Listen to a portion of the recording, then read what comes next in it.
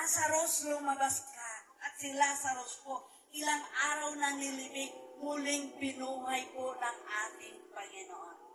Kami po naniniwala sa darating na panahon, sa second coming po ng Panginoon.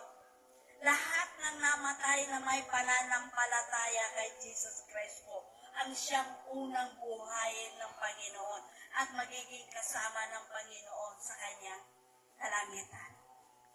The second po na bubuhayin ng Panginoon, yung mga tao na hindi tumanggap sa Kanya na bilang Panginoon at tagapagligtas. At sa Kanya muling buhayin ng Panginoon lahat na gaya po ngayon. Kung gusto po natin makapiling ang ating Panginoon, nakuyad po tayo kukunin ng Diyos.